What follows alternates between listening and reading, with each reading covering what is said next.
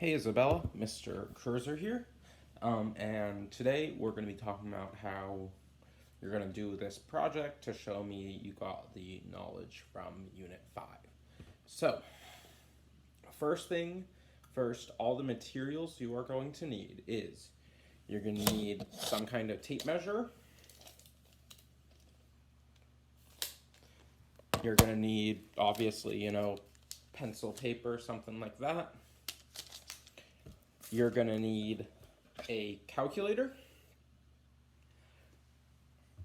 Whether it can be on your phone too.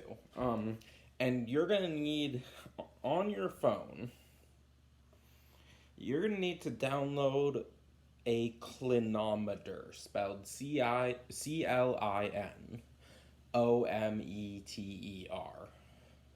So if I go to my thing, so the clinometer I got was this one. It looks like that. And it works pretty well. And basically what a clinometer does, quick example, is if I hold this up like this, and you have to hit, I think, here. You have to hit, there's a little like swirly arrow button that will change it where this is either gonna be 90 degrees if you're holding it sideways this way. Sorry, I'm standing way too close. Or 0 degrees. We want it to be 0 degrees when it's sideways. Because what you can do if you have this is if you line it up with your eye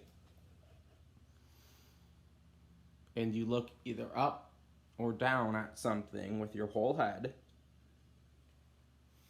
it'll measure the angle you're looking at. So like right now, I am looking up at 20-ish degrees, or it was. So that's the point of that. That helps us measure angles of things. Or if you're even not lining it up with your eye, maybe you're setting it on a table or something, and you can measure angles. It's probably easier actually if you set it on something instead of using your eye. But then you can't quite tell where it lines up to. I don't know, it's a bit weird. So, those are the things you'll need. You'll need your clinometer app, you'll need your tape measure, something that can be a calculator, and, your writing materials. Then, how this project works is you're going to end up finding 5 different things in and around your house that have right angles that could form right triangles, basically, and that you can find some of the measurements of and use those to find a missing measurement or multiple missing measurements. So let's see, I'm reading my notes. You're going to need, for each object you're finding, each thing, you're going to need to measure 2 parts, at least one side and possibly an angle. And then what you're gonna do is, there are some other requirements that are written, and this is gonna be sent to you too. You're gonna need to calculate the measure of the third thing using sine, cosine, tangent, or their inverse sine, inverse cosine, inverse tangent. I'm gonna go over some examples to refresh you on that. Or we can, once you have the objects determined, we can kind of go through it a bit together in an office hour call. And you're going to need to use sine, cosine, and tangent all at least once in your calculation. And then you need to use at least one of the inverses.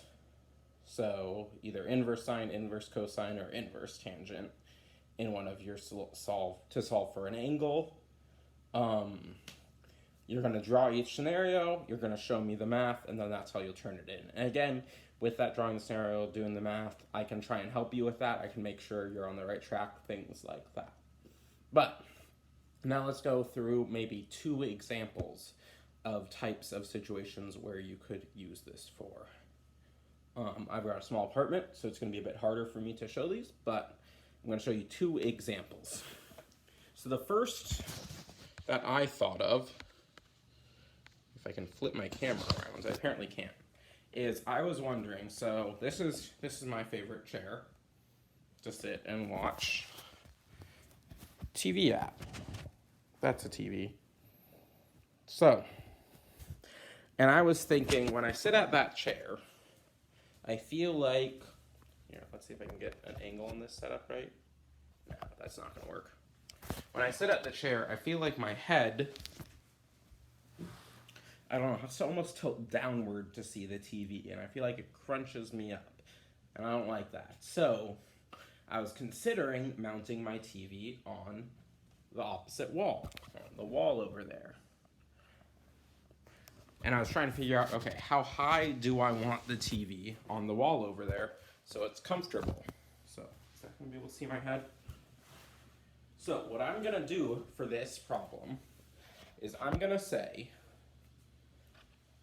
I'm going to grab my clinometer, and I'm going to say the comfortable angle for my head to be right now, when I'm sitting, relaxing in this chair, the comfortable angle for me to look at, I use my clinometer, I line it up, and I go, okay, right in there, that feels comfortable on my neck. I say looking up at, it looks like a 6 degree, I use my other eye to kind of go cross-eyed and look at it. A 6 degree angle is the angle upward I look at. And then I'm gonna go and I'm gonna measure. Okay, how far is it from me, where my head would be, to that wall? It's easier if you have another person to hold this. I'm gonna kind of have to approximate. Maybe I'll put my toolbox up here and hook it in there.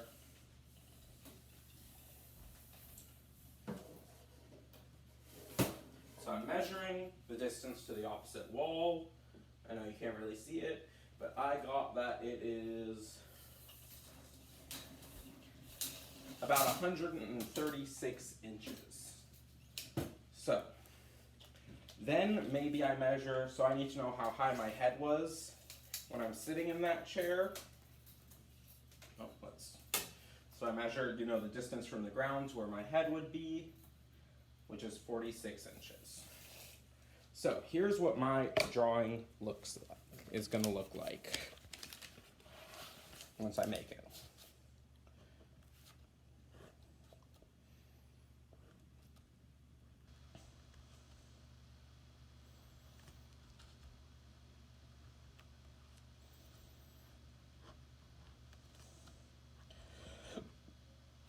So here's the key information I need. Oh, that's backwards, isn't it?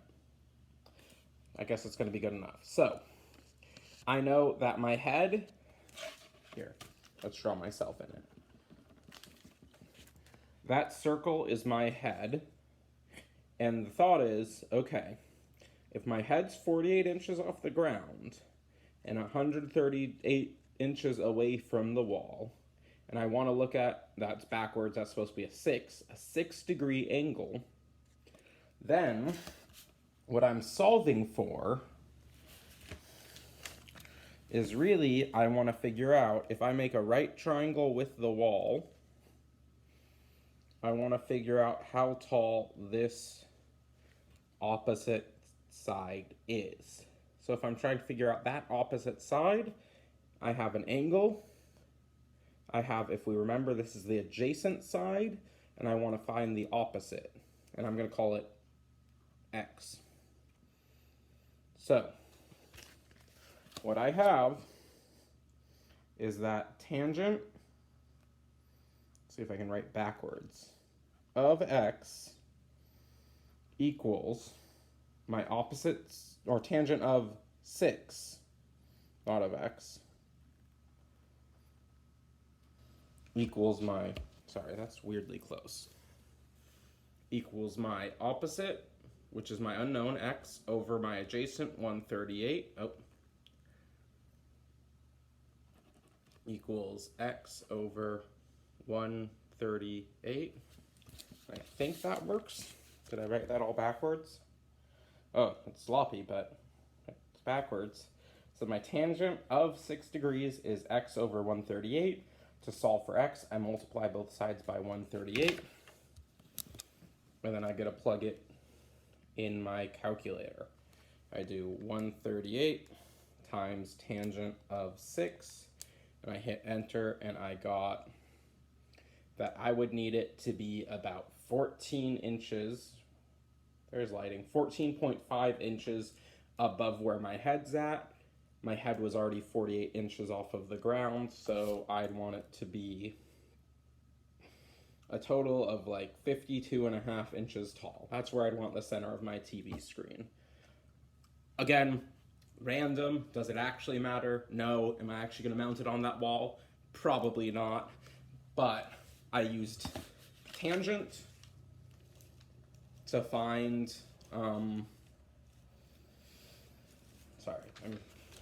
I used tangent, so that would check off one of my tangent problems. I used tangent to solve how high I needed it to be. Then, I want to think of an example where we want to solve for a missing angle.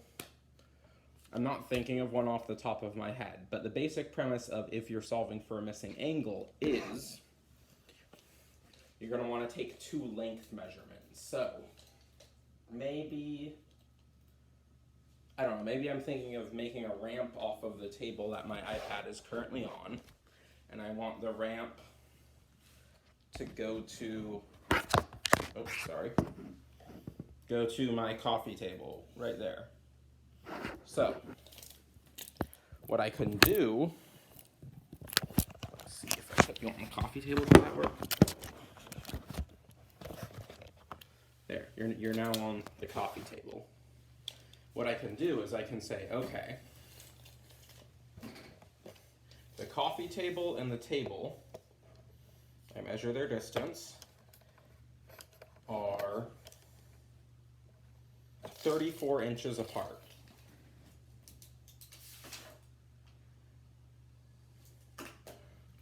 And then I know the coffee table is, so they're 34 inches this way apart, right? Flat, on a flat surface. And then maybe I measure the distance diagonally too. So I say diagonally, they're 36 inches apart. So my drawing is going to look something like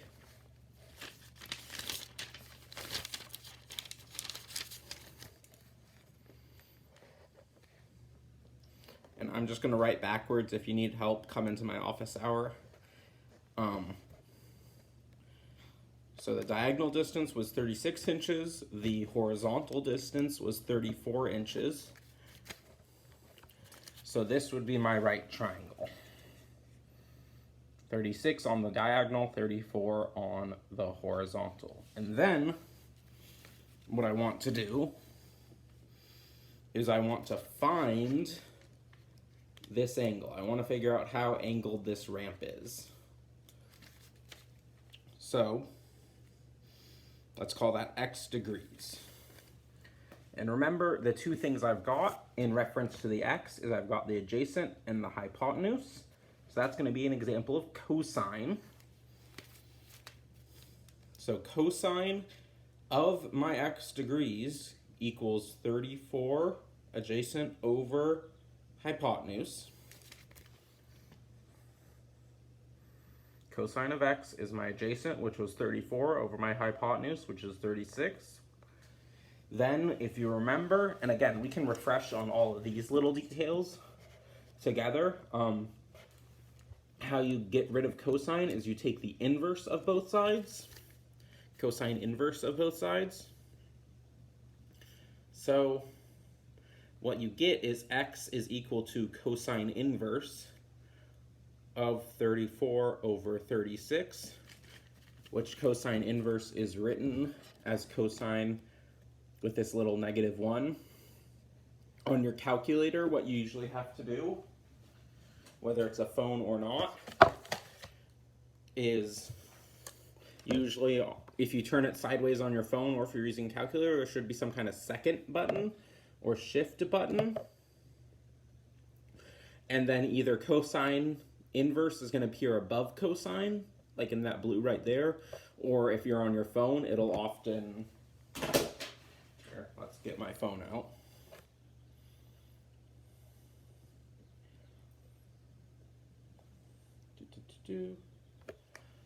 If we're on my phone, I hit... Goodness. I angle it right. Oh, it was already on second. I hit that second, and it switches, and you see now that is cosine inverse. And again, this is all stuff I can go over in an office hours with you, kind of easier than filming it right now. So, again, those are kind of two examples of how you do it. You know, I used tangent in one of them, I used cosine in one of them, and I had to use the inverse to solve for the angle. So that takes away, like, some of my requirements. Maybe use tangent in a couple. Tangent's a pretty common one because you can measure horizontal distance easily, but then vertical distances are harder. Maybe you want to measure a tree outside. You know, maybe you want to figure out how tall your ceiling is. Or you hit your head on something in the house and you're like, how tall is that? Why do I keep hitting my head on it? I don't know. It's kind of up to you which things you want to solve for, but... Again, make sure you look at the instructions. You're going to need 5 things. You're going to need you're going to need to find 2 things from them, either side lengths or angles with your clinometer. You're going to want to use cosine at least once, sine at least once, tangent at least once, and you have to use an inverse at least once. But, 5 total things, so you have a bit of flexibility in there. And then, and then you do the math, you solve it, and you can either take a picture and send it to me, or if you're having trouble with the math or anything, what you can do is you can come into any of my office hours, send me an email, and I can try and be a bit more clear. But this is as good as I can get in my, quality homemade video. But come into office hours. I have computer and iPad hooked up well so that we can work alongside problems together. So hopefully that works. If you're really confused, just tell me and we can try and move forward. All right. I look forward to seeing what you make of this. Bye.